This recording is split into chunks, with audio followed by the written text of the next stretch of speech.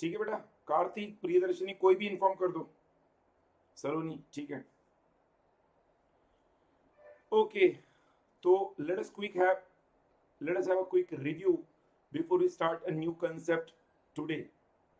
दोस्तों, एक बार सब लोग कमेंट करके मुझे बोलेंगे फटाक से, कॉर्पोरेट रिस्ट्रक्चरिंग के अंदर हम कहते हैं it is a collective term of माँ की कार। इसमें माँ की कार का मीनिंग सबको क्लियर है तो एक थम्स अप करो। Mergers, acquisitions, amalgamations, compromise, arrangement and reconstruction.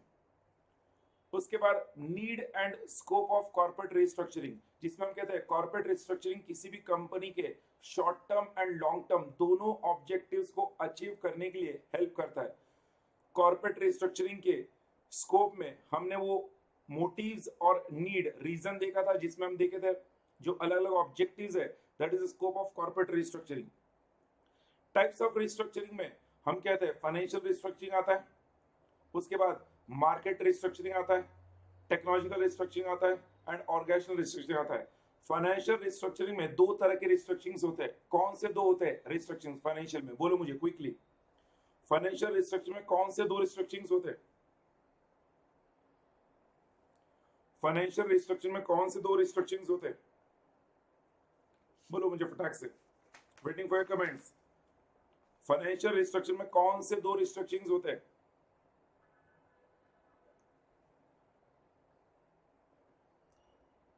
डेब्ट एंड इक्विटी, करेक्ट, डेब्ट एंड इक्विटी रिस्ट्रक्चरिंग। इक्विटी के अंदर जब इक्विटी रिस्ट्रक्चरिंग होता है तो उसमें alteration of share capital, reduction of share capital, buyback of shares. और डेब्ट रिस्ट्रक्चरिंग में secured long term borrowing, short term borrowings, unsecured short term borrowings, उसको लेकर रिस्ट्रक्चरिंग होता है। डिस्कनेक्ट हुआ है क्या? आवाज आ रही है ना सबको? मेरी यहाँ पे डिस्कनेक्ट हो गया, आवाज आ रही है ना? ओके, कनेक्ट हो गया वापस, यस ऑडिबल। अच्छा, उसके बाद टाइप्स ऑफ कॉर्पोरेट रिस्ट्रक्चरिंग के अंदर जब फाइनेंशियल रिस्ट्रक्चरिंग देखा हमने, मार्केट रिस्ट्रक्चरिंग के अंदर हम क्या करते हैं, existing product in new market, existing product in new market, और यस और no, and new product in existing market, new product in existing market, product segment, product market segments create करते हैं मार्केट रिस्ट्रक्चरिंग में। Technological restructuring के अंदर हम कहते हैं due to change in technology, वहां पर हम कह सकते हैं ले ऑफ्स होते हैं, काफी एम्प्लॉइज की नौकरी चली जाती है, it is substituted bye technology. Education industry example था टेक्नोलॉजिकल रिस्ट्रक्चरिंग का। ऑर्गेनाइजेशनल रिस्ट्रक्चरिंग में हम कहते हैं एक ऑर्गेनाइजेशन एक तो अपना एक्सपांशन करेगा टू मीट द डिमांड्स और to meet the increase in demand, और डाउनसाइजिंग करेगा to conserve overheads. Organizational restructuring में इंक्रीज द तो एक्सपांशन कब होगा उसका, कोविड पेंडेमिक में हेल्थ केयर इंडस्ट्री ने ऑर्गेनाइजेशनल रिस्ट्रक्चरिंग किया था। वेराज कोविड पेंडेमिक में टूरिज्म इंडस्ट्री और होटल इंडस्ट्री ने हम कह सकते हैं ऑर्गेनाइजेशनल रिस्ट्रक्चरिंग में डाउनसाइजिंग किया था, किया है, किया था नहीं बोलेंगे हम, किया है, यस और नो। दोनों organizational restructuring, health care industry का एक्सपांशन हुआ है, whereas hotel industry tourism industry का डाउनसाइजिंग हुआ है टू कंजर्व द ओवरहेड्स, वो हमने डिस्कस किया था। उसके बाद व्हाट इज मर्जर, मर्जर में हमने डिस्कस किया था फ्यूजन ऑफ, बोलो, टू और more companies whereby identity of one or more is lost, identity of one or more of the undertaking is lost।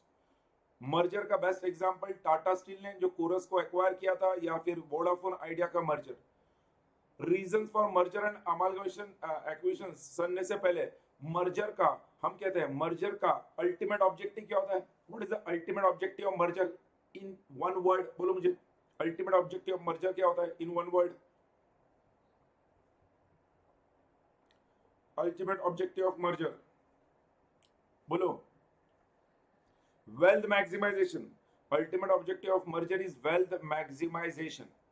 और मर्जर करने के पीछे का हम कहते हैं एम और रीजन होता है to get a synergy benefit. Synergy दो वेज में होता है, which are the two ways in which synergy can be obtained in merger। दो कौन से रास्ते हैं जिसमें सिनर्जी मिलेगा, कौन से दो रास्तों में सिनर्जी मिलेगा, बोलो मुझे क्विकली। मर्जर में सिनर्जी बेनिफिट मिलता है दिस वे और दिस वे, ऐसा बोलो। नंबर वन, एक तो डैश ये होगा, या रेवेन्यू बढ़ जाएगा, enhancement of revenue, correct, number one. और नंबर टू, कॉस्ट रिडक्शन होगा, करेक्ट, कॉस्ट कम होगा। तो मर्जर होने से एक तो रेवेन्यू बढ़ना चाहिए या फिर कॉस्ट दोनों का एडमिनिस्ट्रेशन कॉस्ट कम होना चाहिए, तभी मर्जर का हम कह सकते हैं सिनर्जी बेनिफिट मिल रहा है। अगर वो सिनर्जी बेनिफिट नहीं मिल रहा है तो मर्जर को फेल्ड मर्जर माना जाएगा। वोडाफोन आइडिया का मर्जर हमने डिस्कस किया था, फेल्ड मर्जर है। फिर reason for merger and acquisition जो है, जो रीजन मतलब कहीं ना कहीं बेनिफिट्स है हम कहते हैं मर्जर एक्विजिशन के, और आप सबको वो रीजन हमने देखे थे भैया। रीजंस में हमने देखा था ऑर्गेनाइजेशन बड़ी बनती है, ऑर्गेनाइजेशन को टैक्स बेनिफिट्स मिलते हैं, कॉम्पिटिटिव एडवांटेज मिलता है, ऑर्गेनाइजेशन को इकोनॉमीज ऑफ स्केल मिलता है, ऑर्गेनाइजेशन के अंदर लेटेस्ट टेक्नोलॉजी आती है, ऑर्गेनाइजेशन को हम कहते हैं मार्केट शेयर बढ़ जाता है, ऑर्गेनाइजेशन के अंदर हम कह सकते हैं overall easy access to capital मिल जाता है। और ये जो reasons for merger and acquisition है जो हम डिस्कस कर रहे हैं, ये रीजंस आपको समझना है, कहीं ना कहीं बेनिफिट्स है फॉर मर्जर्स एंड एक्विजिशन। तो different types of merger, merger के डिफरेंट टाइप्स में मुझे बोलो, फर्स्ट हमने देखा था first type of merger horizontal merger. Horizontal merger is between dash, बोलो मुझे, horizontal merger is between dash, horizontal merger is between dash.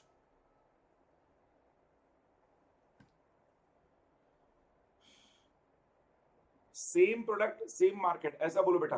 Horizontal merger same product same market, horizontal merger same product same market. Yes, Saloni is correct, Janvi is correct. Same product same market, horizontal merger. अच्छा, vertical merger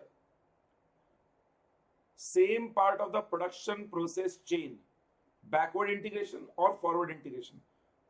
same part of the production process chain, backward integration और forward integration.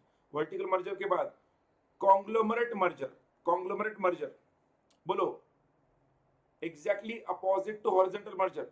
Conglomerate merger different product different market. देखो horizontal में क्या था, same product same market, conglomerate में हम बोलेंगे different product different market. समझना link, you have to understand the link. फिर कॉन्जेनरिक मर्जर, कॉन्जेनरिक मर्जर में क्या था, related product in the same market, related product in the same market. अरे बोलो भाई, सेम प्रोडक्ट नहीं, रिलेटेड प्रोडक्ट है, not the same product, not the same product but the same market. Related product होता है, सेम प्रोडक्ट नहीं होता है, रिलेटेड प्रोडक्ट होता है। हमने यूरेका फोर्ब्स का एग्जांपल देखा था, याद है ना। फिर एपीआई होल्डिंग्स का और थायरोकेयर का एग्जांपल देखा था, फार्म इजी एंड थायरोकेयर का, रिलेटेड प्रोडक्ट सेम मार्केट। तो क्या मैं कहूं आपको यहां तक क्वेश्चन नंबर 5 तक सब कुछ क्लियर है सबको। उसके बाद हमने कल के सेशन में हमने मर्जर एंड एक्विजिशन का डिफरेंस भी देखा है, क्वेश्चन नंबर 7 मर्जर एक्विजिशन का डिफरेंस भी देखा है। मैं सबको रिक्वेस्ट करूंगा वो मर्जर और एक्विजिशन का जो डिफरेंस कल लिखा था ना सबने, याद है क्या, कितने डिफरेंस लिखे थे मर्जर और एक्विजिशन के, बोलो मुझे। 8 डिफरेंसेस लिखे थे।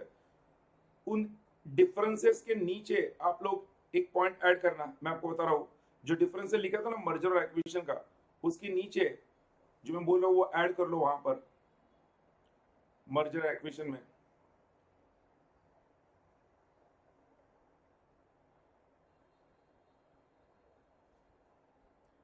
जो हमने डिफरेंस लिखा था ना मर्जर एक्विजिशन का,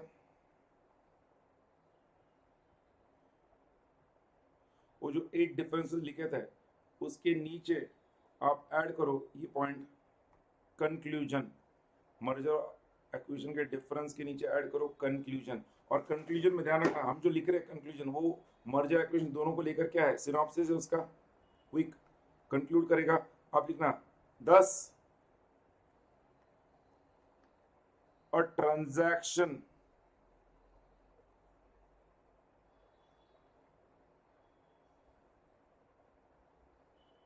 legally structured as a merger may give each party's shareholders partial ownership and control of the partial ownership and control of the combined enterprise, partial ownership and control of the combined enterprise. Whereas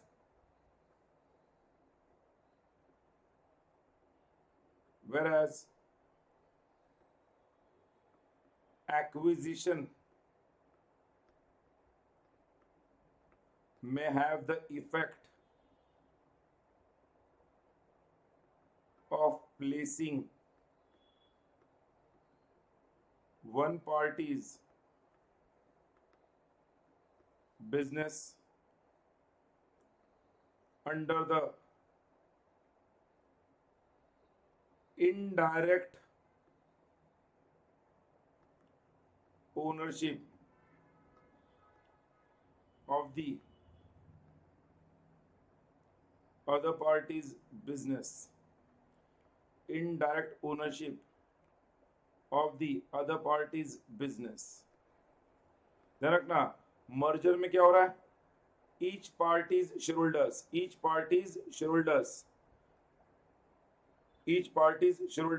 Chiranjeevi जय माता दी. Each party shareholders partial ownership and control of the combined enterprise, whereas acquisition में placing one party's business under the indirect ownership of other party's business. लिखा है सबने conclusion. Acquisition में one party's business under the indirect ownership of the other party's business, whereas merger में each party मतलब हर एक company के shareholders को partial ownership and control मिलता है of the combined enterprise.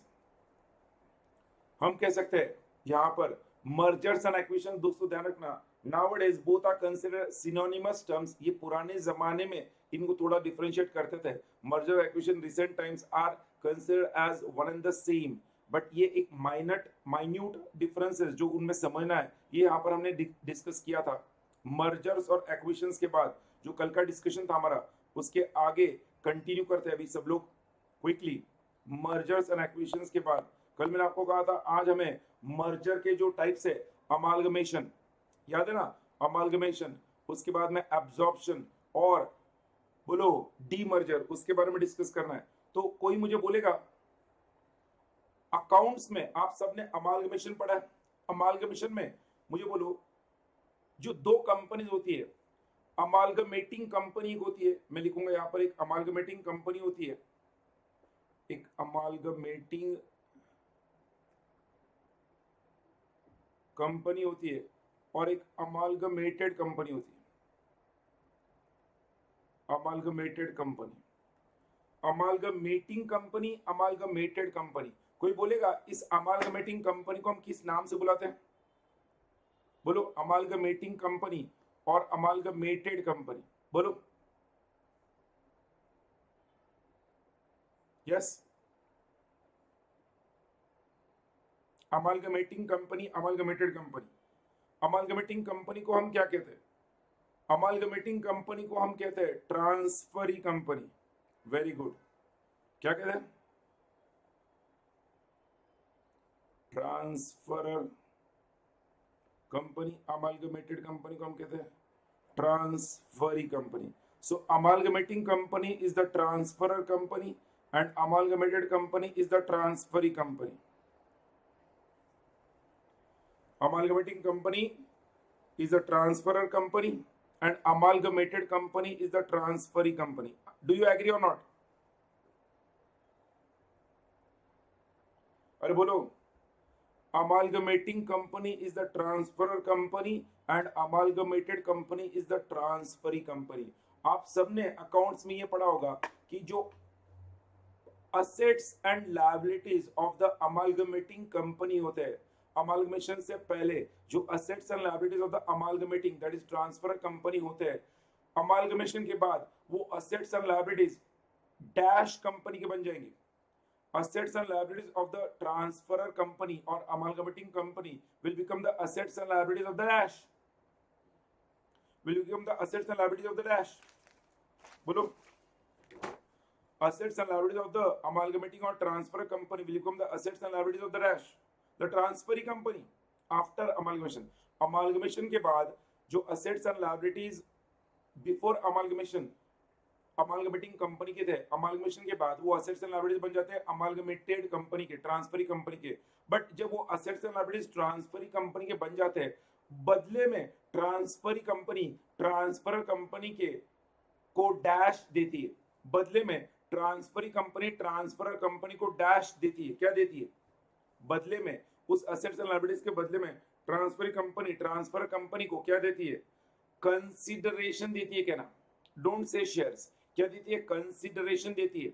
Consideration, consideration can be in the form of cash और cash and shares both. ध्यान रखना, ट्रांसफरी कंपनी ट्रांसफर कंपनी के शेयर होल्डर्स को उस असेट्स एंड लायबिलिटीज के बदले में कंसीडरेशन देती है, purchase concession. It can be form of cash and shares both.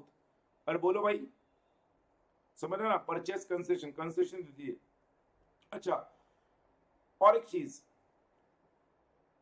ये अमालगमेशन कंपनीज एक्ट के तहत, ये अकाउंटिंग स्टैंडर्ड 14 के तहत अमालगमेशन को वैलिड अमालगमेशन बनने के लिए ट्रांसफरर कंपनी के dash number of share holders या ट्रांसफरी कंपनी के शेयर होल्डर्स बनने के लिए कंसेंट देना जरूरी है।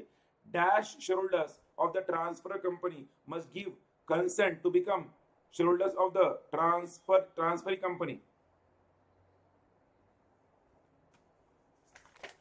ओके, कुछ स्टूडेंट्स ने यहां पर लिखा है, दोस्तों आपको समझना है यहां पर, please understand when we say Prakash भाई you are saying 90% but the law says at least 3/4, at least 3/4। ध्यान रखना, एटलीस्ट 3/4, इट इज एटलीस्ट 3/4। 90% अगर आता है, समझना 90% कंसेंट आता है तो वो एक परचेज, दो मेथड से अमालगमेशन है। एक पुलिंग ऑफ इंटरेस्ट मेथड है और एक हम कहते हैं परचेस मेथड है। Purchase method, pooling of interest method. यहां पर आपको समझना है 3/4, at least 3/4, at least 3/4 of the shareholders of the transfer company must agree to become shareholders of the transferee company. जब मैं कहता हूं एटलीस्ट 3/4, इस 3/4 में क्या काउंट नहीं होगा? हम कहते हैं shares held by transferee company of transferor company before amalgamation, ये 3/4 में काउंट नहीं होगा। Then shares held by subsidiary company of the transfer, shares held by subsidiary of transferee company, ये भी काउंट नहीं होगा। प्लीज समझना, जब हम 3/4 कहते हैं, इसका एग्जांपल दे रहा हूं, अगर एक्स लिमिटेड है, ये ट्रांसफरर कंपनी है, और वाई लिमिटेड ये ट्रांसफरी कंपनी है मान लो, एंड इस वाई लिमिटेड का एक्स लिमिटेड में कुछ 5% शेयर्स था, एक्स लिमिटेड के 5% शेयर्स वाई लिमिटेड के पास थे। वाई लिमिटेड की एक सब्सिडरी है जेड लिमिटेड, जिसके पास हम कहेंगे अगेन इस एक्स लिमिटेड में 15% शेयर्स थे। तो जब हम एक्स लिमिटेड का अगर वाई लिमिटेड में अमालगमेशन होता है तो ये 5% और 15% जो 20% है, इसको एक्सक्लूड करेंगे। मतलब 100% शेयर्स में से 20 एक्सक्लूड होगा, बचा 80% का 3/4 काउंट किया जाएगा और उसके अकॉर्डिंगली आपको परसेंटेज काउंट करना है, विच कम्स टू 80 का 3/4 कितना आ रहा है? बोलो, 80 का 3/4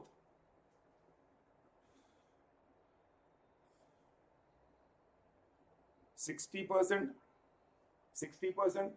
तो भैया हम कहते हैं यहां पर एक्स लिमिटेड का वाई लिमिटेड में जब अमालगमेशन हो रहा है, at least 3/4 of the shareholders of X limited must agree to become shareholders of the company Y limited. तो इसमें वाई लिमिटेड के 20% हम काउंट नहीं करेंगे, 100 में से 20 एक्सक्लूड करेंगे, जो वाई लिमिटेड खुद होल्ड कर रहा था 5% एक्स के, और जो 15% उसके सब्सिडी के थ्रू होल्ड कर रहा था। जो बचे हुए 80% है उसका 3/4, मतलब इट विल बी एटलीस्ट 60%। सबको क्लियर है तो एक थम्स अप करो, सबको क्लियर है तो एक थम्स अप हो गया।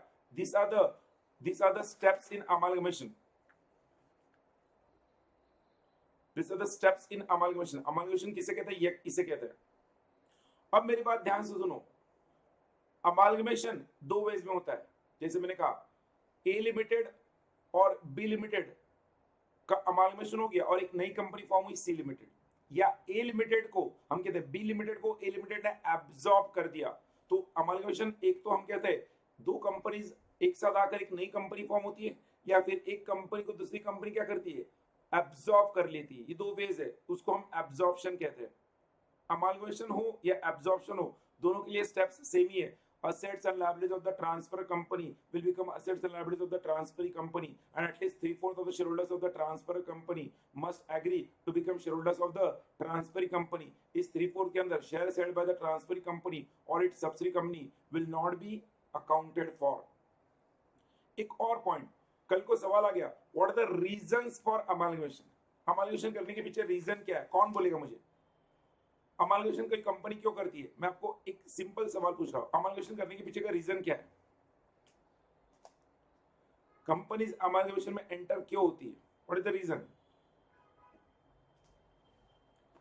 दोस्तों मैं आपको कहूंगा जो आप लिख रहे हो taxing, all the reasons or all the benefits of mergers and acquisitions will be the same reasons for amalgamation. ध्यान रखना, कल को सवाल आ गया reason for acquisition, reason for amalgamation, reason for demerger, भैया किसी के भी रीजन हो, ये सब कौन से कैटेगरी में आ रहे हैं? Mergers and acquisition. तो जो रीजन ऑफ अमालगमेशन है वो reason for merger and acquisition के रीजंस होंगे, वो सिर्फ अलग से दे दिया reason for amalgamation, it is one and the same, no change at all. सबको क्लियर है ना भाई? एक थम्स अप करो समझाए तो।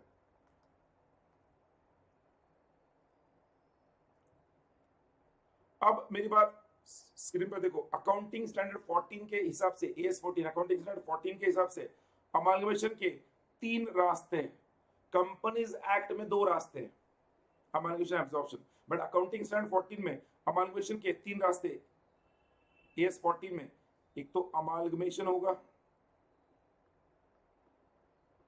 एब्जॉर्प्शन होगा, या एक्सटर्नल रिकंस्ट्रक्शन होगा। एएस 14 सबको पता है ना, accounting standard 14 accounting for amalgamation से, अकाउंटिंग फॉर अमालगमेशन से, are you aware? Accounting for amalgamation AS 14। अरे बोलो भाई, अकाउंटिंग स्टैंडर्ड 14 के बारे में पता है ना, पढ़ा है ना आपने? नो, ओ माय गॉड, आपको एग्जीक्यूटिव में अकाउंट्स में अकाउंटिंग स्टैंडर्ड अमालगमेशन टॉपिक नहीं था? एग्जीक्यूटिव के अकाउंट्स में अमालगमेशन टॉपिक नहीं था?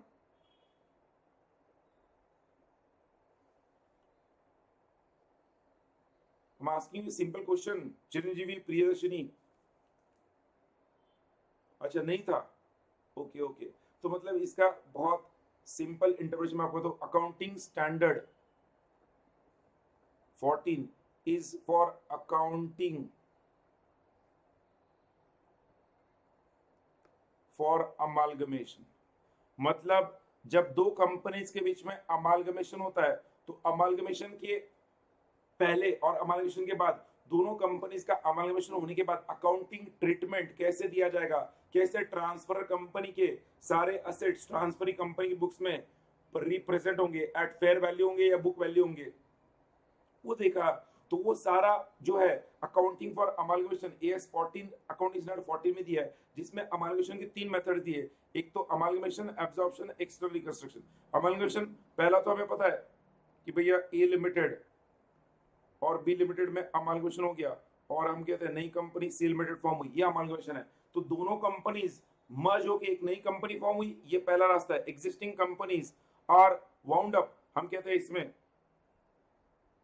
लिखेंगे एग्जिस्टिंग, आप प्लीज लिखो existing companies are wound up and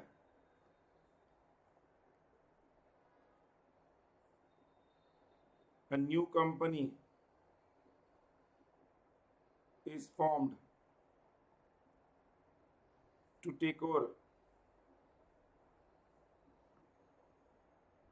the businesses. Absorption में हम लिखेंगे A limited absorbs B limited, तो हम कहें existing company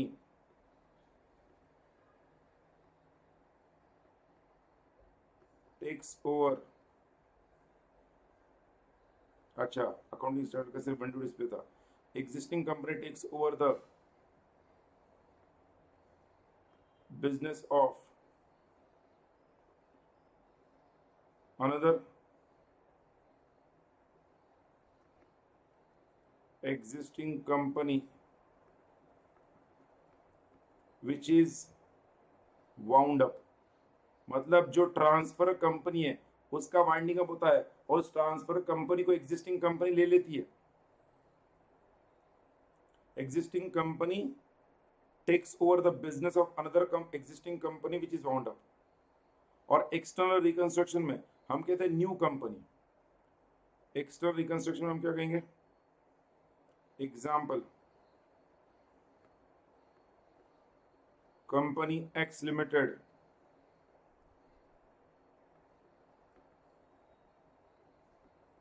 takes over B limited, हम कहेंगे that is new company is formed, new company is formed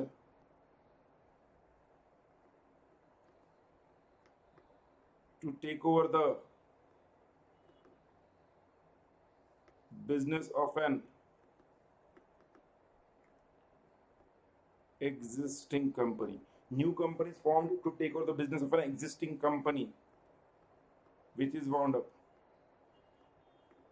तीनों में क्या डिफरेंस है वो एग्जाम्पल के साथ में लिख कर दिया। अमालगमेशन में, एब्जॉर्प्शन में, एक्सटर्नल रिकंस्ट्रक्शन में।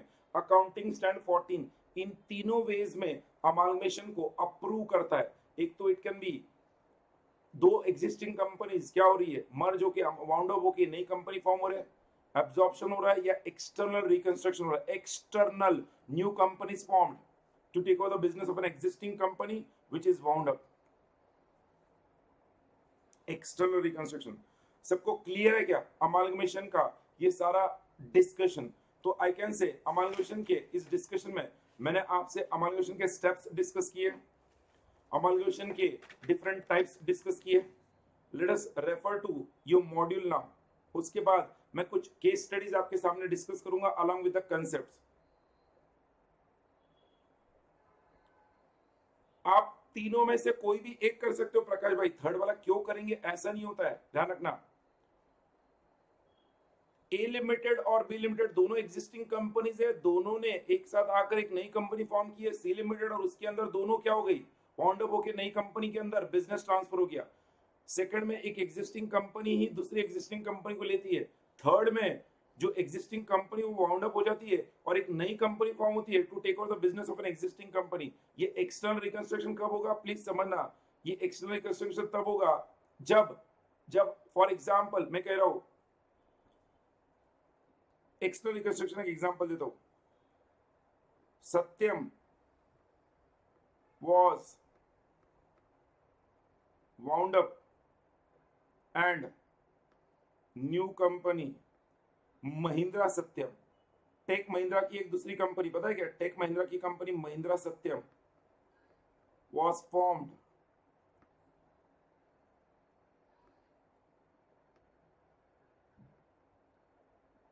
to take over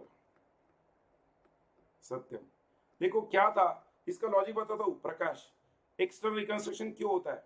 देखो जब महिंद्रा टेक महिंद्रा कंपनी ने सत्यम को हम कहते हैं एक्सटर्नल रिकंस्ट्रक्शन के तहत अमालगमेट किया था, वो इसलिए किया था अगर डायरेक्टली सत्यम को टेक महिंद्रा के अंदर जैसे एब्जॉर्ब कर लेती, सुन लो तुम जो कह रहे हो, सत्यम को टेक महिंद्रा ने डायरेक्टली एब्जॉर्ब कर लिया होता और मान लो सत्यम का कल्चर, सत्यम के ऑब्जेक्टिव्स, सत्यम का वे ऑफ स्टाइल अगर ये टेक महिंद्रा के वे ऑफ स्टाइल और कल्चर से मैच नहीं होता तो ये टेक महिंद्रा के एग्जिस्टिंग स्ट्रक्चर को भी डिस्टर्ब कर देता।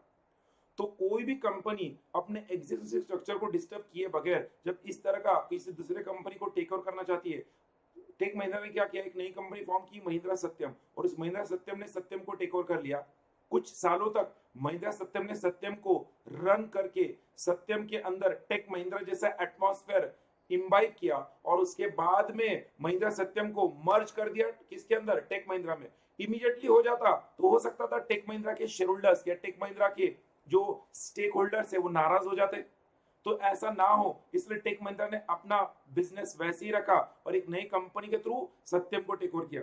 हैव यू अंडरस्टूड प्रकाश भाई क्यों एक्सटर्नल रिकंस्ट्रक्शन बेनिफिशियल होता है? और जो एग्जांपल में दिया ना, Satyam was wound up and new company Mahindra Satyam was formed to take over Satyam, that is the best example of external reconstruction. सबको क्लियर है ना भाई? नॉट ओनली प्रकाश, उसने जो पूछा था प्रकाश ने थर्ड वाला एक्सटर्नल रिकंस्ट्रक्शन क्यों करते हैं हम, एब्जॉर्प्शन बेटर है ना भैया। एब्जॉर्प्शन में वो एग्जिस्टिंग कंपनी तुरंत नहीं उस वाउंड अप होने वाले कंपनी को एब्जॉर्ब कर लेगी, तो हो सकता है एग्जिस्टिंग कंपनी के स्टेक होल्डर्स नाराज हो, ऐसा ना हो इसलिए एग्जिस्टिंग कंपनी नई कंपनी फॉर्म करती है और उसके तहत एक्सटर्नल रिकंस्ट्रक्शन होता है। ओके, तो आपके नोट्स में अगर आप आओगे यहां पर मॉडल के पेज नंबर 11 पर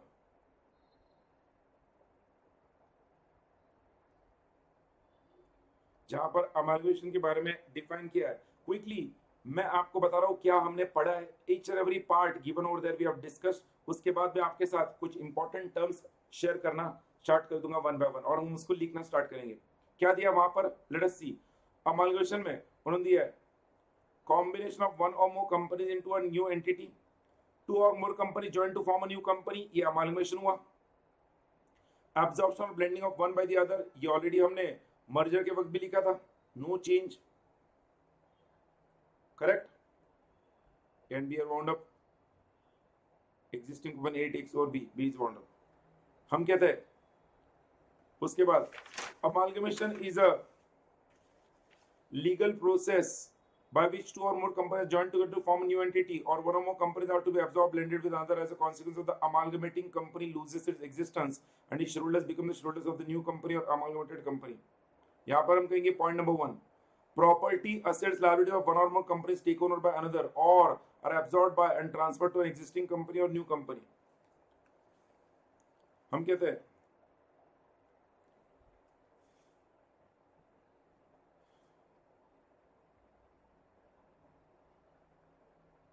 the word amalgamation is not defined in the Companies Act, whereas Income Tax Act defines amalgamation as in relation to companies means the merger of one or more companies with another company or the merger of two or more companies to form one company. Amalgamating company, amalgamated company, in such a manner that all property of the amalgamating company becomes the property of the amalgamated company. All the liabilities of the amalgamating company become the liabilities of the amalgamated company. Shareholders holding not less than 3/4, that is at least 3/4 in value of the shares in the amalgamating company. Shareholders holding at least 3/4 shares in the amalgamating company or companies become shareholders of the amalgamated company. जिसमें क्या count नहीं होगा, other than shares held immediately by the nominee of the amalgamated company or its subsidiary. तो amalgamated company के खुद के और उसके subsidiary के shares हम काउंट नहीं करेंगे। Amalgamation includes absorption. The ICAI has issued accounting standard 14 accounting for amalgamation, जिसमें amalgamation होता है, absorption होता है, external reconstruction होता है। ये existing companies are wound up and a new company is formed. Amalgamation में, absorption में existing company takes over the business of another existing company और external reconstruction में new company is formed to take over the business of an existing company which is wound up. ये तीन AS14 के तहत amalgamation के क्या है, techniques है, मेथड्स है, टाइप्स है। तो अमालगमेशन को लेकर जब क्वेश्चन आएगा, अमालगमेशन को लेकर क्वेश्चन आएगा तो आपको लिखना क्या है। अगर कल को अमालगमेशन को लेकर क्वेश्चन पूछा उन्होंने तो पहले तो उसका हम कहेंगे डेफिनेशन पॉइंट नंबर 1, उसके बाद मैं सीधा नीचे आऊंगा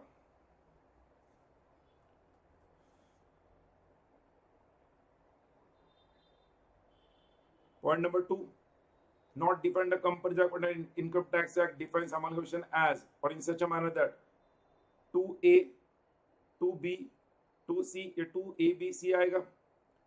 उसके बाद आप लिखोगे point number 3, amalgamation includes absorption and ICAI has issued AS14 और उसके नीचे चार्ट ड्रॉ करोगे और 3 एरोज में amalgamation, absorption, external reconstruction के आप definition meaning दोगे along with example, and point number 4 reason for amalgamation. This is nothing but I'll say reasons for mergers and acquisition. It is one and the same. आप देख लो reasons. सबको आवाज आ रही है ना मेरी? यहाँ पे मेरे पास disconnected दिखा रहा है. I don't know यहाँ पे क्यों disconnected दिखा रहा है. सबको आवाज आ रही है ना? Shit.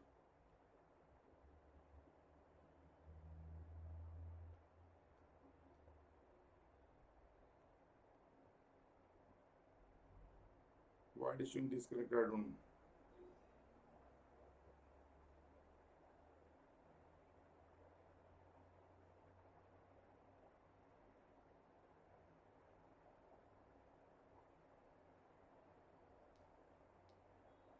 क्या हो गया भाई, ऐसे क्यों हो रहा है ये?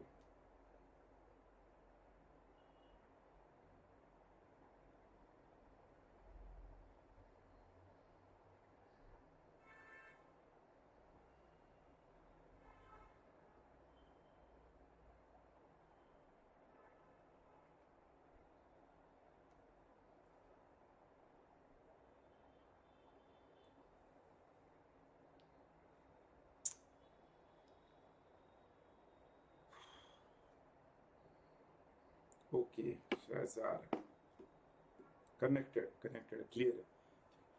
तो अमालगेशन पर 4 पॉइंट जो आए हैं, आई होप सबको क्लियर है. जो रीजन फॉर अमालगेशन आप देखना, वो exact reason for merger acquisition है, नो चेंज एट ऑल. इसमें आप सिर्फ वो रीजन याद रखना जब हम कहते हैं revival of a weak, sick और इंसॉल्वेंट बैंकरप्ट कंपनी. बाकी सारे reasons one and the same ही है. बढ़ू में आगे, अगर आगे बढ़ना है तो बोलो ए बी, आप आगे बढ़ो. अमालगेशन के बारे में हम डिस्कस कर चुके हैं, आप आगे बढ़ो. ओके दोस्तों, अब मेरी बात ध्यान से सुनो. स्क्रीन पर मैं कुछ टर्म्स आपको बता रहा हूं, हम वो टर्म्स समझेंगे और उसके बाद फटाफट वो टर्म्स के बारे में लिख लेंगे. समझ के कुछ नहीं होगा तो उनको लिख लेंगे. दोस्तों मैं एग्जाम्पल आपको दे रहा हूं जो आपको दिमाग में रखने हैं. आपको पता है सिटी बैंक है, सिटी बैंक के क्रेडिट कार्ड्स आते थे. सिटी बैंक ने इंडिया से अपने ऑपरेशंस बंद किए. डू यू नो, ये जो सिटी बैंक है ये कौन से ग्रुप के अंदर आती थी? सिटी बैंक, सिटी कॉर्प कहते हुए ग्रुप है. उस सिटी कॉर्प ग्रुप का सिटी बैंक क्या थी? होली ओन्ड सब्सिडियरी थी. ये जो सिटी कॉर्प ग्रुप बना, ये city Corp group was consolidated और was formed from 2 different groups. One is, we'll say,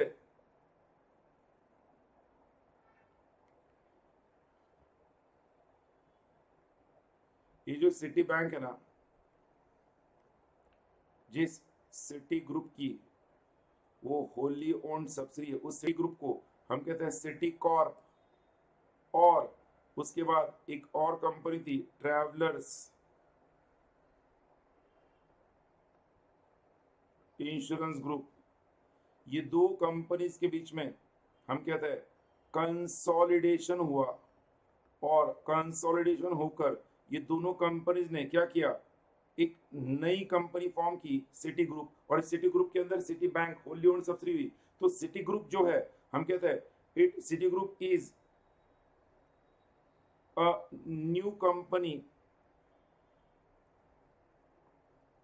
where City Corp and Travelers Insurance Group were 2 groups consolidated, that is came together and formed new group. तो consolidation किसे कह रहा है? ध्यान रखना, consolidation को हम कहते हैं 2 ग्रुप्स है, 2 ग्रुप्स अलग अलग है, ए और बी, वो एक साथ आते हैं और एक नया ग्रुप फॉर्म करते हैं. उसको हम कहते हैं कंसोलिडेशन. कंसोलिडेशन में 2 अलग ग्रुप्स है, वो एक साथ आकर एक नया ग्रुप फॉर्म करते हैं, उससे हम कहते हैं कंसोलिडेशन. जैसे सिटी कॉर्प एक ग्रुप था और ट्रैवलर्स इंश्योरेंस ग्रुप एक ग्रुप था, वो दोनों एक साथ आकर उन्होंने सिटी ग्रुप फॉर्म किया और उस सिटी ग्रुप के अंदर कौन सी कंपनी फॉर्म हुई? सिटी बैंक, जो होल्ली ओन्ड सब्सिडी थी। कंसोलिडेशन सबको समझा है? बोलो कंसोलिडेशन। अरे बोलो भाई। दो ग्रुप्स है, दो अलग डिफरेंट ग्रुप्स, वो एक साथ आकर एक नया ग्रुप फॉर्म करते हैं, उसे हम कहते हैं consolidation of both the groups coming together. Consolidation मतलब क्या? Coming together, coming together.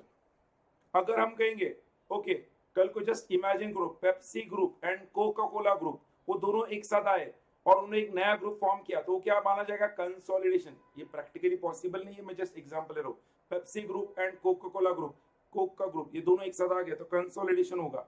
फिर हम कहते हैं एक इंडियन कंपनी है आईफ्लेक्स सॉल्यूशंस, ध्यान रखना, आईफ्लेक्स सॉल्यूशंस लिमिटेड, ये लिस्टेड कंपनी थी। और एक यूएस कंपनी है ओरेकल लिमिटेड, सुना आपने ओरेकल का नाम? सुना है ओरेकल? ये आईफ्लेक्स कंपनी जो है ना, पुणे बेस्ड लिस्टेड कंपनी थी। पुणे में, पुणे के चतुर्श्रृंगी कहते हुए एक एरिया है, उस चतुर्श्रृंगी एरिया में ये कंपनी का रजिस्टर ऑफिस था। आईफ्लेक्स सॉल्यूशंस एक लिस्टेड कंपनी थी इंडियन स्टॉक मार्केट में। ओरेकल ये यूएस बेस्ड कंपनी थी, US based company.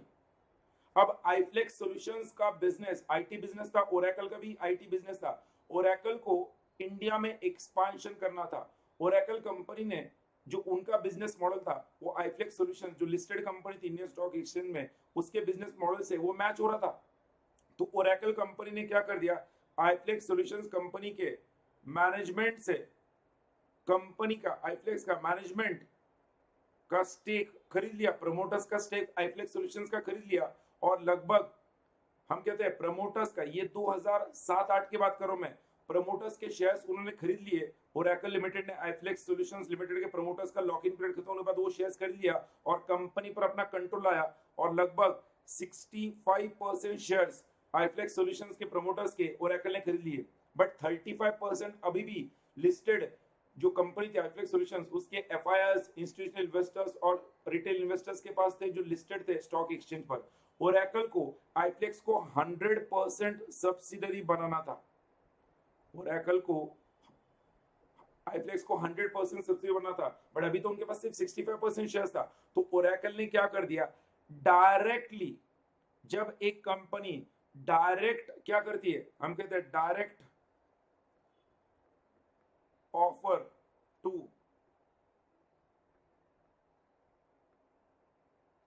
Other companies share holders, इसको हम कहते हैं टेंडर ऑफर। टेंडर ऑफर, एक कंपनी दूसरे कंपनी के शेयर होल्डर्स को डायरेक्ट ऑफर करती है और कहती है तुम्हारे शेयर्स हमें दो, इस दाम में लेंगे। अब आईफ्लेक्स सॉल्यूशंस का स्टॉक मार्केट में प्राइस चल रहा था 1000 रुपए। ओरेकल ने आईफ्लेक्स के FIIs, insurance companies, retail investors, उन सबको ऑफर दे दिया, हम आपसे शेयर्स खरीदेंगे 1900 रुपए में। स्टॉक मार्केट में 1000 रुपए प्राइस चल रहा था और बोला डायरेक्टली आप हमें शेयर्स बेचो, 1900 रुपए में आपसे शेयर्स खरीदेंगे। तो काफी एफआईआईज ने, इंस्टीट्यूशनल इन्वेस्टर्स ने, रिटेल इन्वेस्टर्स ने अपने शेयर्स बेचे। लगभग 25% लोगों ने अपने शेयर्स बेचे। अब 90% का क्या आ गया? आ गया शेयर्स, बट 10% ने अभी भी अपने शेयर्स नहीं दिए। इस कारण ओरेकल कंपनी को अभी भी इस इंडियन स्टॉक मार्केट पे लिस्ट होना पड़ रहा है, बिकॉज 10% लोग अपने शेयर्स देने के लिए रेडी नहीं है। भले उन्होंने टेंडर ऑफर दिया था, this 10% never agreed and they kept the shares with themselves only. So Oracle आज इंडियन स्टॉक मार्केट में लिस्टेड है जब बिकॉज द 10%। तो उन्होंने जो 25% को आईफ्लेक्स सॉल्यूशंस के कंपनी के शेयर होल्डर्स को डायरेक्ट ऑफर दे, उसे हम क्या कहते हैं? Tender offer. टेंडर ऑफर में क्या होता है? एक कंपनी दूसरे कंपनी के शेयर होल्डर्स को डायरेक्ट ऑफर देती है।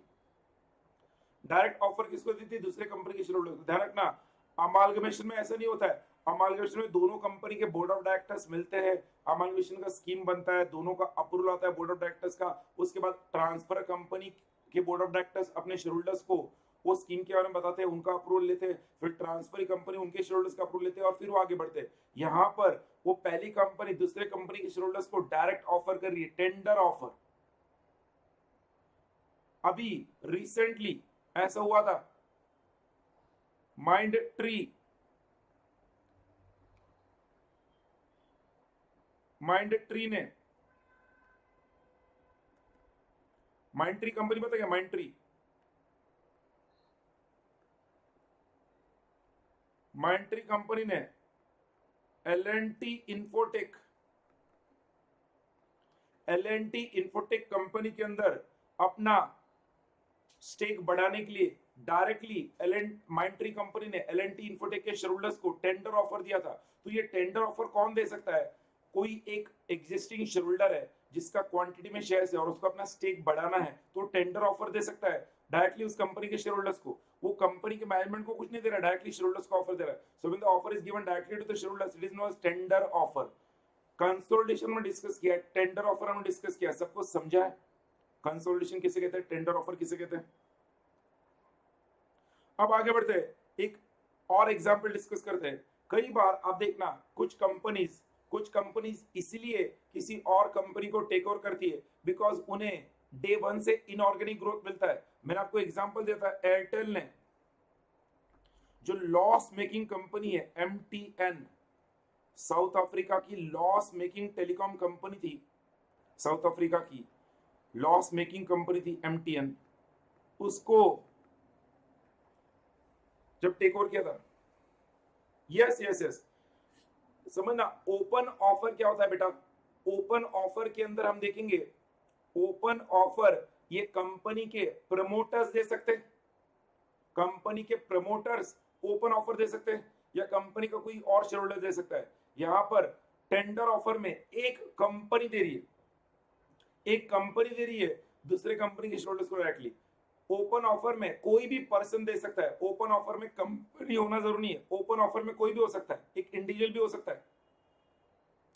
ओपन ऑफर में एक लार्ज इंडिविजुअल शेयर होल्डर भी हो सकता है जो ओपन ऑफर दे सकता है। बट टेंडर ऑफर में एक कंपनी जब क्या करती है, दूसरे कंपनी के शेयर होल्डर्स को डायरेक्टली ऑफर देती है। क्लियर ना? Tender offer, open offer. मैं एग्जांपल डिस्कस कर, एयरटेल ने जो लॉस मेकिंग कंपनी है साउथ अफ्रीका, उसको एक्वायर किया था। भैया लोग कहते हैं भैया क्यों एक्वायर किया? डेफिनेटली टैक्स बेनिफिट तो है, बट इसमें सबसे बड़ा फायदा क्या था? जब एयरटेल को साउथ अफ्रीका में अपना बिजनेस एक्सपांड करना था, टेलीकॉम बिजनेस के लिए सबसे ज्यादा जरूरी होता है नेटवर्क, हम कहते हैं टॉवर्स और फिर ऑप्टिक केबल्स। भैया साउथ अफ्रीकन कंपनी MTN भले लॉस मेकिंग थी, बट उन्होंने MTN को इसलिए एक्वायर किया था बिकॉज MTN के असेट्स उन्होंने परचेस कर लिए थे। असेट्स परचेस करने से डे वन पर एयरटेल के पास नेटवर्क आ गया टॉवर्स का, एयरटेल के पास हम कह सकते हैं ऑप्टिक केबल जो एसेट्स थे MTN के, वो डे वन पर आ गए। तो कई कंपनी इसलिए भी इस तरह से मर्जर करती है ताकि वो असेट्स एक्वायर करती है दूसरे कंपनी के। असेट्स एक्वायर, भले वो लॉस मेकिंग कंपनी है, परचेस ऑफ असेट्स करके जब कंपनी को एक्वायर करते हैं वो हम कहते हैं एक्विजिशन ऑफ असेट्स। कंपनी का मर्जर एक्विजिशन क्यों रहा है? For acquiring the assets of that company. MTN के पास असेट्स क्या थे?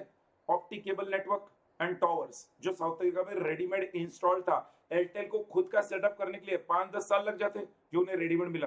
So that was a acquisition done by Airtel for acquiring the assets of MTN। Clear सबको? और बोलो भाई। फिर एक दूसरे तरह का मर्जर है जिसको हम कहते हैं मैनेजमेंट बाय आउट। क्या कहते हैं? Management by out, MBO। It is very very important concept MBO। इसके लिए मैं एक एग्जांपल देता हूँ, ये रियल लाइफ एग्जांपल है, हालांकि वहां पर ये लैंडमार्क केस स्टडी हो सकता है for all those people who really feel that they can do, they have that skill, entrepreneurship skills. ध्यान सुनना, this belongs to my native place Ahmednagar, जहां से मैं बिलोंग करता हूं, वहां का एग्जांपल है Garware nylon. You can Google out later on. Garware nylon, जो गरवारे पॉलिस्टर कहते हुए कहलाती थी, गरवारे नायलॉन, गरवारे पॉलिस्टर, ये स्टॉक मार्केट की एक लिस्टेड कंपनी थी। Garware nylon limited, Garware polyester limited, listed company थी स्टॉक मार्केट में। ये कंपनी का बिजनेस मॉडल काफी साउंड था, company was into a sound business model, but company के मैनेजमेंट ने कंपनी के अंदर काफी मिसमैनेजमेंट किया, फ्रॉडुलेंट कंडक्ट किया, जिसके कारण कंपनी लॉसेस में चली गई। मैनेजमेंट ना प्रॉपर ना होने के कारण कंपनी लॉसेस में चली गई, अदरवाइज कंपनी का बिजनेस मॉडल साउंड था। जब काफी सालों तक कंपनी का एम्प्लॉयज की सैलरी नहीं मिली, एम्प्लॉयज ने मैनेजमेंट के खिलाफ जब कोर्ट में केस किया था, एक वक्त ऐसा आ गया कि भैया एम्प्लॉयज का जो पूरा यूनियन मैनेजमेंट के खिलाफ कोर्ट में गया और मैनेजमेंट ने कहा हमारे पास पैसा नहीं है, तो कोर्ट ने एम्प्लॉइज को ऑफर दिया, एक काम करो, आप कंपनी का टेक ओवर कर लो और आप कंपनी चलाकर कंपनी के बिजनेस मॉडल को रन करके आप आपके सैलरीज और जो भी आपके हम कह सकते हैं एरियर्स है वो कंपनी के प्रॉफिट से रिकवर करो।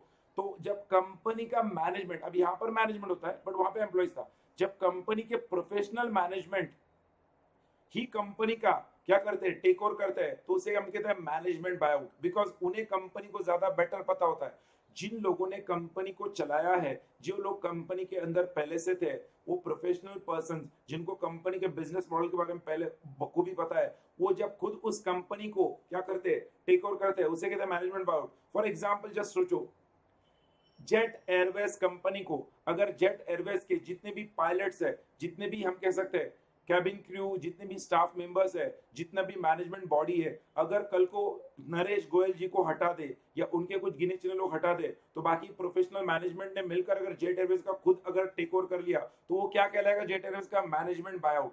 तो मैनेजमेंट बायआउट किसे कहते हैं, जब कंपनी के प्रोफेशनल मैनेजर्स ही कंपनी को टेक ओवर करते हैं, एक्वायर करते हैं, बिकॉज उन्हें कंपनी के बिजनेस के बारे में बेटर पता होता है। मैनेजमेंट बायआउट, समझा क्या, मैनेजमेंट बायआउट, मैनेजमेंट ही खुद बाय कर रहा है और वो ओनर बन रहा है। जो मैनेजमेंट था वो ओनर बन रहा है, मतलब मैनेजमेंट ने नरेश गोयल से उनके सारे शेयर्स खरीद लिए और वो मैनेजमेंट ओनर बन गया। फिर आपको मैं बता दूं, अभी जो बहुत पॉपुलर मेथड चल रहा है, कल परसों मेरा एक जन से बात हो रहा था, आजकल क्या करते हैं, आप सबने आईबीसी सुना है ना, इंसॉल्वेंसी बैंक्रप्सी कोड। अब आईबीसी के अंदर होता क्या है, जो कंपनीज बैंक्रप्सी में जाती है, वो बैंक्रप्सी में उनके जो मैटर्स है वो एनसीएलटी के पास जाते हैं, ट्रिब्यूनल के पास। अब ट्रिब्यूनल के अंदर जब मैटर जाता है तो रिजोल्यूशन एप्लीकेंट होता है। कौन होता है, रिजोल्यूशन एप्लीकेंट। जो रिजोल्यूशन एप्लीकेंट होता है वो क्या करता है, कंपनी के जो कंपनी बैंक्रप्सी में गई है उसके लिए सुटेबल बायर ढूंढता है, और वो रिजोल्यूशन प्रोफेशनल क्या करता है, एक बायर ढूंढता है और उस बायर को अप्लाई करने के लिए कहता है। मैंने सुना है इंडिया के एनसीएलटीज में ऐसा स्कैम चल रहा है ट्रिब्यूनल्स में, जो ट्रिब्यूनल के जुडिशियल और टेक्निकल मेंबर्स है, वो जब कोई कंपनी बैंक्रप्सी में उनके पास आती है, वो खुद उस कंपनी को एकदम अंडररेटेड कीमत में अपने रिश्तेदारों के थ्रू एक्वायर कराते और फिर वही कंपनी मार्केट में किसी दूसरे बायर को अच्छे दाम में बेचते।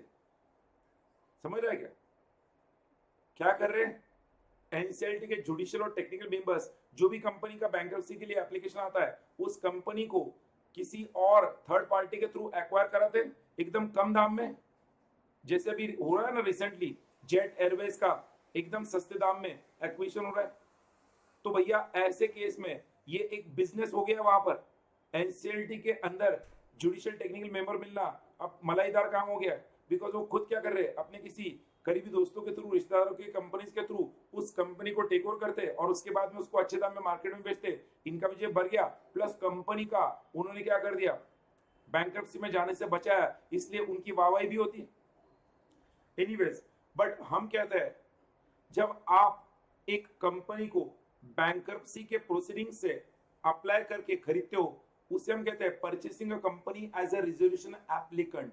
तो रिजोल्यूशन प्रोफेशनल के पास टाटा स्टील कंपनी ने इंडिया की एक दूसरी कंपनी लिस्टेड भूषण स्टील, जो लिस्टेड कंपनी थी, उस भूषण स्टील कंपनी को जब बैंक्रप्सी में चली गई थी, टाटा स्टील ने भूषण स्टील कंपनी को बैंक्रप्सी में एज अ रजिस्ट्रेशन एप्लीकेंट कहते हुए अप्लाई करके परचेस किया था, बिकॉज टाटा स्टील कंपनी को भूषण स्टील के क्या मिला, अंदर अपना एक्सपांशन स्ट्रेटेजी मिला और उनके स्टील प्लांट्स रेडीमेड मिल गए। तो टाटा स्टील ने परचेस किया भूषण स्टील को as a registration applicant.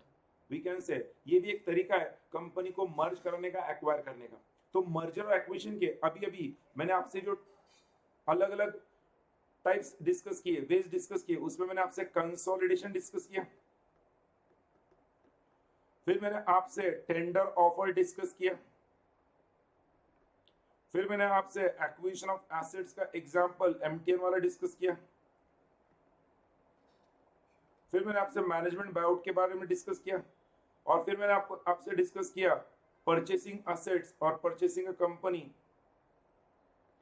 As a resolution applicant, as a resolution applicant. मैंने कंसोलिडेशन के लिए एग्जांपल दिया आपको कि भैया सिटी ग्रुप जो ग्रुप फॉर्म हुआ, वो Citicorp and Travelers insurance group, इन दोनों का कंसोलिडेशन था। टेंडर ऑफर के लिए मैंने ओरेकल का एग्जांपल दिया, ओरेकल एंड आईफ्लेक्स का एक्विजिशन ऑफ एसेट्स में साउथ अफ्रीकन कंपनी एमटीएन और एयरटेल ने जिस तरह के उनके एसेट्स एक्वायर किए उसका एग्जांपल दिया। मैनेजमेंट बायआउट में गरवारे नायलॉन, गरवारे पॉलिस्टर का एग्जांपल दिया। And purchasing as a resolution applicant में टाटा स्टील ने भूषण स्टील को एक्वायर किया है, परचेस किया है एज अ रेजोल्यूशन एप्लीकेंट। अब करे तो क्या करे, बोले तो क्या बोले। प्रकाश भाई, your comment is regarding the NCLT judicial technical members। कुछ नहीं कर सकते तुम, you can't do anything, you don't have that। ये सारा सब गंदा है बट धंधा है ये, हम कहते हैं ना सब गंदा है बट धंधा है ये, ऐसा है।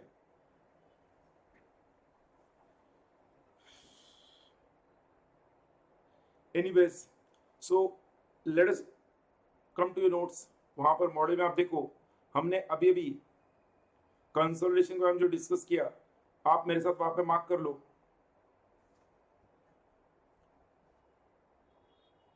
Consolidation creates a new company, stockholders receive common equity shares in the new firm of both company. इतना लिखना है जितना मैंने मार्क किया। Point number 1, point number 2, stockholders of both companies, आप लिखना stockholders of both companies receive equity shares in the new firm. And point number 3 example consolidation का। Clear है? 1 2 3 क्लियर? तो एक थम्स अप करो, मैं आगे बढ़ता हूं। एग्जांपल, उसके बाद कंसोलिडेशन के बाद आपको उधर ही आपके नोट्स में जहां पर दिया वहीं पर राइट हैंड साइड में लिख लेना है प्रॉपर वे में। देन टेंडर ऑफर में हम कहेंगे 10 point number 1, one company offers to purchase outstanding stock of other firm at a specific price. Point number 2, the acquiring company communicates the offer directly to other companies' shareholders। And point number 3, वो example ना लेते हुए मैं example आपका जो मैंने discuss किया, Oracle limited made a tender offer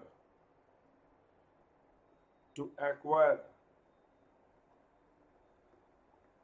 आईफ्लेक्स solutions limited. Then acquisition of assets में हम कहते हैं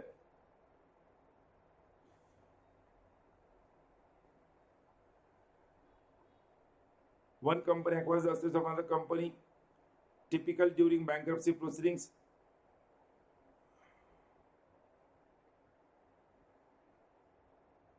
और पॉइंट नंबर 2 एग्जांपल एयरटेल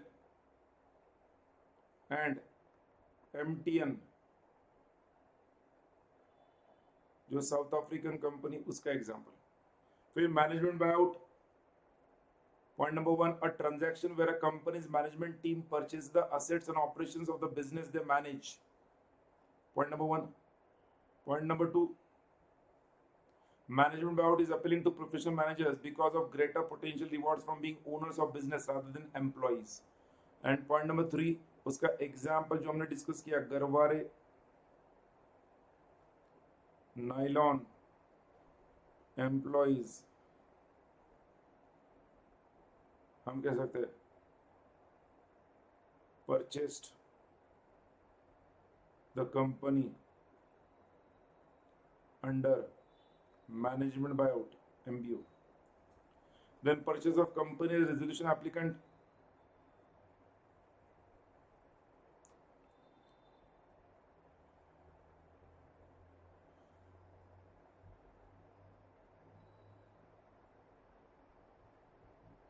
यहां पर हम कहेंगे the company under insolvency can be purchased by resolution applicant by participating in the bidding process by submitting the most effective resolution plan। and point number 2, हम कहेंगे Tata steel taken over bankrupt Bhushan steel for 35,200 crore. तो ये resolution plan के तहत कैसे होता है? Resolution applicant कहते हैं आप क्या करते हो, एप्लीकेशन देते हो और आप उनके लिए इफेक्टिव रेजोल्यूशन प्लान देते हो। और भूषण स्टील के शेयर होल्डर्स ने भी इस रेजोल्यूशन प्लान को अप्रूवल क्यों दिया? बिकॉज उन्हें पता था टाटा स्टील कंपनी के अंदर अगर भूषण स्टील का इस तरह से मर्जर होगा तो उन शेयर होल्डर्स का जो फ्यूचर है अब वो सिक्योर्ड रहेगा। टाटा स्टील कंपनी जब एक्वायर करेगी तो टाटा स्टील के डेफिनेटली शेयर्स ऑफर करेगी तो उनका फ्यूचर सिक्योर्ड होगा। तो हम कहते हैं रेजोल्यूशन एप्लीकेंट कहते हुए टाटा स्टील ने अप्लाई किया था और मोस्ट इफेक्टिव रेजोल्यूशन प्लान दिया था। सो bye making application in the bidding process and giving a most effective resolution plan. You are purchasing a company as a resolution applicant. ये हम कह सकते हैं consolidation, tender offer, acquisition, management buyout, purchasing, resolution applicant, ये discuss किया. उससे पहले हमने एब्जॉर्प्शन डिस्कस किया, अमालगमेशन डिस्कस किया, मर्जर्स डिस्कस किया, एक्सटर्नल रिकंस्ट्रक्शन डिस्कस किया. मैं अगेन सबको कहूंगा इन सारे टर्म्स में 19-20 का फर्क होता है. You have to be very alert and attentive when you are studying back at home. इसलिए वो एग्जांपल जो लिखा है ना, एग्जांपल के तहत ये टर्म्स याद रखने हैं. आई होप सबको एग्जांपल्स क्लियर है जो मैंने डिस्कस किए हैं और आप उस तरह से लिख पाओगे. बोलो मुझे एग्जांपल्स को कंसेप्ट याद रखना है.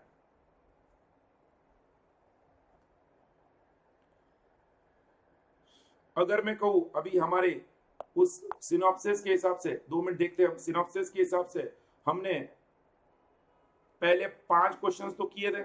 उसके अलावा अभी एक्विजिशन और टेक ओवर देखा है, अमालगमेशन, रीजन बिल्ड अमालगमेशन देखा है, कंसोलिडेशन देखा है, टेंडर ऑफर देखा है, एक्विजिशन ऑफ एसेट देखा है, मैनेजमेंट बायआउट देखा है, purchase of company, resolution applicant देखा है and distinction between merger acquisition देखा है. तो मतलब हम कह सकते हैं हमारे सिनॉप्सिस में टोटल कितने पॉइंट्स है? बोलो सिनॉप्सिस में टोटल पॉइंट्स कितने हैं? 12. तो 12 में से हमारे कितने पॉइंट्स हो गए? अरे 12 में से कितने पॉइंट्स हो गए?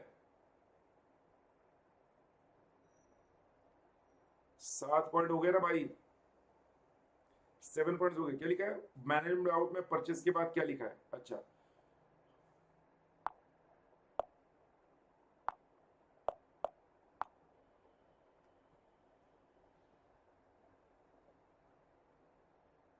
यहाँ पे बता रही है.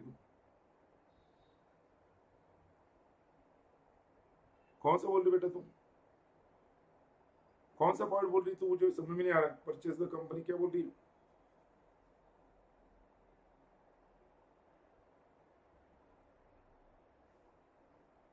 आई don't know what you are referring to.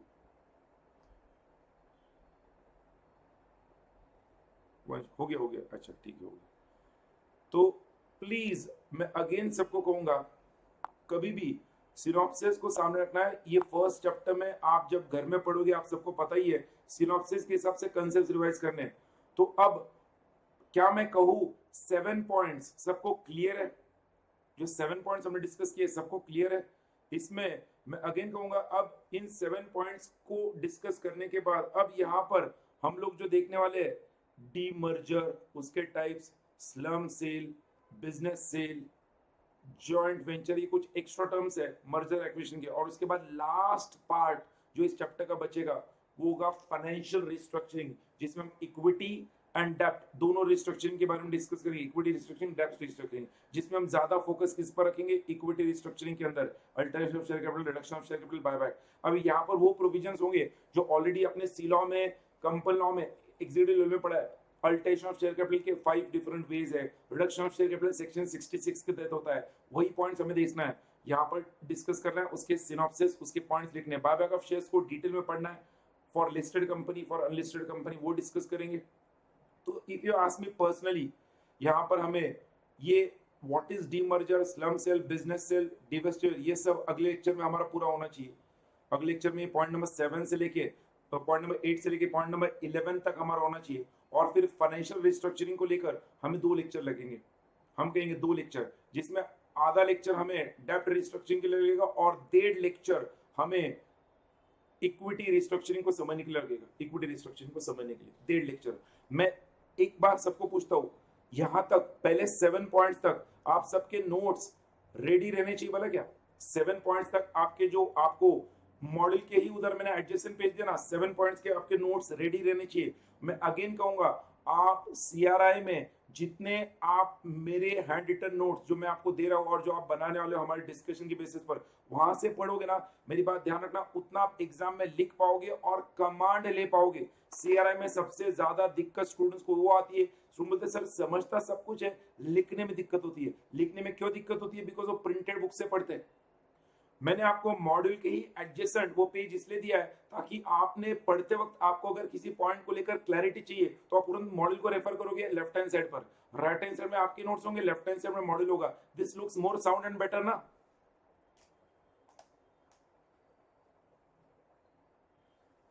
मैं अगेन रिक्वेस्ट करूंगा, अगर आप मुझे बोल रहे होंगे तो मैं आपको ये मॉड्यूल, प्लीज आप जो भी स्टूडेंट्स है, आप इस मॉड्यूल का इस तरह से left hand side, right hand side, adjacent cover page अगर आपको चाहिए तो मुझे बोल दो, मैं कल परसों इंस्पायर के ऑफिस में बोलकर आपको कुरियर करने के लिए लगा देता हूँ। अगर आपको प्रिंट निकालने में दिक्कत हो रही है तो इस मॉड्यूल का 1 पेज मॉड्यूल और 1 पेज नोट्स के लिए ऐसा एडजेसेंट रखकर आपको प्रिंट आउट निकाल कर भेजने के लिए बोलता हूँ, चलेगा?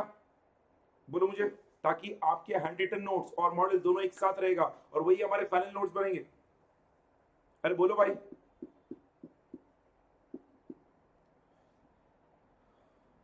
नहीं, आगे वाले सारे चैप्टर्स का प्रकाश भाई, सारे चैप्टर्स का ऑल एंटायर मॉड्यूल को इस पार्ट 1 पार्ट 2 में डिवाइड करते हैं। सीआर को एक पार्ट में डालते हैं, आई को एक पार्ट में डालते हैं, सीआर का एक पार्ट, आई का एक पार्ट। तो पूरे मॉड्यूल को इस तरह से एडजेसेंट पेज डालकर मैं आपको प्रिंट आउट निकाल कर देने के लिए भेज देता, ताकि क्या होगा, आपको अलग से प्रिंट निकालने की जरूरत नहीं ना, if you already paid for it, आपको अलग से प्रिंट निकालने की जरूरत नहीं है। ठीक है, मैं बोल देता हूं।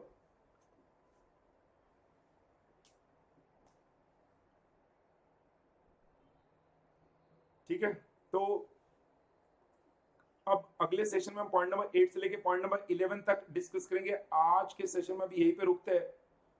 जस्ट एंश्योर दैट अभी तक का डिस्कशन सबको क्लियर होना चाहिए। कल के सेशन में मैं पॉइंट नंबर 8 टू 11 अगर हमारा जल्दी कंप्लीट हो गया तो मैं पहले रिवीजन लूंगा, 8 टू 11 होने के बाद पहले 7 पॉइंट्स का। क्लियर है?